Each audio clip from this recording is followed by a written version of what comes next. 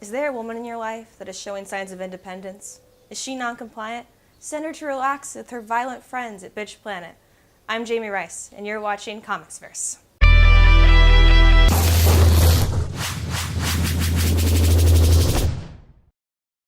Bitch Planet is a bitchin' new series brought to us by Kelly Sue DeConnick with art by Valentine DeLandro. And it follows a series of women who have been sent to the penitentiary planet that is colloquially known as Bitch Planet. Issue 1 begins with a woman named Marion getting sent to a bitch planet she doesn't believe she deserves to be sent to. She complains and confesses that it was her fault that her husband had the affair. Her husband pleads with the head of Bitch Planet and says, No, I had the affair. It's my fault. I'm so sorry. We all want them to get back together, but then we find out, plot twist of the century, her husband sent her to Bitch Planet because he doesn't like her anymore, and she's non-compliant. But there is a beautiful new woman, and she's very compliant, and he just wants to expedite the marriage process. He bribes the head of the Bitch Planet, and he tells him, you know what, I don't want her just at Bitch Planet, I just want her dead. Back on Bitch Planet, Marion runs around and is afraid, and they get direct order. Time to take her down. But a young woman named Cam tries to save her, unsuccessfully. Now, issue 2. Cam is in trouble because it's her fault that Marion is dead, and everyone is trying to get her to confess to this murder, which of course she's not going to do. Then enters a mysterious tall woman who tells her she wants to give her an opportunity. She wants her to start a megaton team, which is kind of like football and basketball all thrown into one. Basically, it's the most masculine sport ever created. The manliest of the manly get together and just fight each other.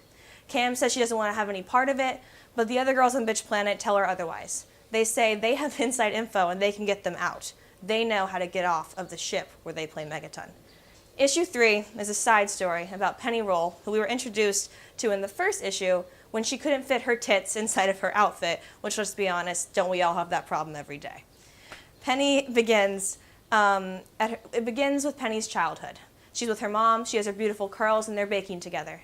She says she's strong like her mother, but her mother wasn't quite strong enough to stop being taken away to Bitch Planet. Fast forward to Penny in high school. Penny gets into fights because people are making fun of her grandmother. The beautiful white woman comes up to her and says, Penny, why do you make so many problems for yourself? You should pull back your hair, as she pulls out a taser to torture Penny, so kindly to help her out. In the end, Penny's back on Bitch Planet, and she's being tortured by the fathers. They tell her, we know that you want to be better than this. We know you don't want to be obese. We know you don't want to be violent. Back on Earth, we find out how Penny got thrown in Bitch Planet to begin with. She opened her own bakery, in honor of her mom, I'd like to think. Penny's distressed. She's surrounded by young women who are ordering gluten-free, non-fat muffins. She's surrounded by men that want to watch The Feed, which is the daily show that basically has a beautiful young pink woman telling them all how great the world is and how great the fathers is. And Penny, honestly, just freaking loses it. She takes a rolling pin to The Feed and to the young man, and they say they're taking her in. At the end, Penny is brought before what looks like a mirror. Let's be honest, it's got tech on it, but it's a mirror. And they say, this mirror will show us how you want to be. But despite what the fathers want, Penny doesn't want to be anyone else but her big, boisterous self. Now, back to the main story with issue 4. Issue 4 begins with us picking out the team members that we're going to need. And there's also some discussion of the rules, which is really cool and beautiful, and Valentine always does a great job, but I'm not going to pretend like I actually know them. A woman offers to hand her a Bible, and she says that's not really my thing, but she says take it anyway, it's all a great story. She gets a note there that says, meet us in the showers. She meets 2 beautiful young women in the showers, and they begin to make out and simulate having sex with each other. Because they do, it seems, love each other, but they also want to tell Cam something very special. Cam and the rest of the team are going to be killed on live television for the ratings and the engagement of the audience. Cam's a little wary of this, and she says, well, what are you doing here with your masturbation techniques for the random eyes? And she says, well, it's the only way we can get off anyway. They have the first practice for Megaton, and it goes really well. Penny obviously has a great showing. She was basically built for this. At the end of the day, they're all in the showers, and Cam is a little wary. She goes off on her own, begins simulating masturbation, and she finds the peeping Tom. She yanks him out of the shower wall, and she sees his dick and says, I know what your dick looks like, and I'm going to get you fired if you don't help me. We're going to find my sister. The best part of Bitch Planet is honestly the first issue, and it continues on throughout, but nothing ever tops it for me.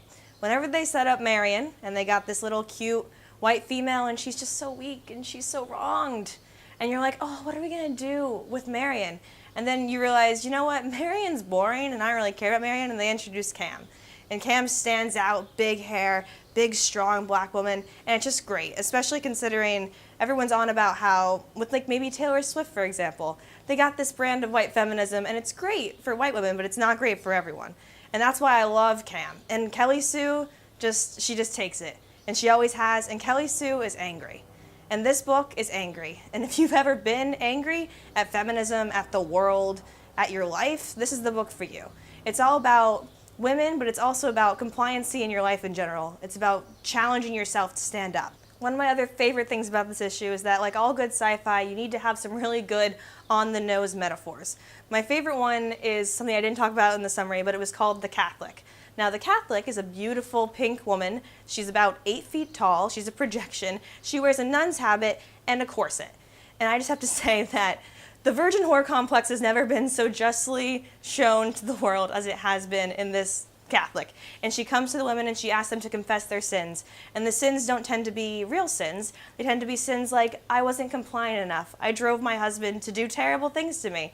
And it really just like hits the nail on the head in reference to victim blaming and domestic violence and victim blaming for women in their lives in general. One of my favorite moments comes in the 3rd issue whenever the white school teacher asks Penny to pull back her hair, because it's just a great metaphor, like sci-fi does, for the way that we've always told black women their hair is not right. They need to pull it back. Why are you being so unruly? Why are you being so wild? Why are you challenging us? Also, in a comic about how women are trying to empower themselves, it's important to show that women are also part of the system that disempower women. This white woman has found a way to slide through the cracks. She's a school teacher, she's got it, and she is using that power to continue the same terrible stuff that the fathers have been using to bring all the women down on Bitch Planet to begin with. Also, the name, Bitch Planet. Much like how Kelly Sue DeConnick is angry, gives interviews about how she's tired of talking about sexism, Bitch Planet is about being in your face. It's about taking up space. And when you force someone in their summary, perhaps, to have to say the phrase, she simulated masturbation in the shower with another woman, you know that it's not about hiding. This is about taking up space. This is about, as people get tattoos that say non-compliant, this is about being non-compliant with society and the way it brings us all down. Overall, Bitch Planet is one hell of a ride. Beautiful artwork, the retro style by Valentine DeLandro, Kelly Sue DeConnick's funny and in-your-face statements about what it means to be a woman in modern-day society. Honestly, it just can't get any better. I give it 10 out of 10. The new one comes out on June 24th, and I hope all of you are as excited as I am to see what's going to happen next. I'm Jamie Rice, and this is ComicsVerse.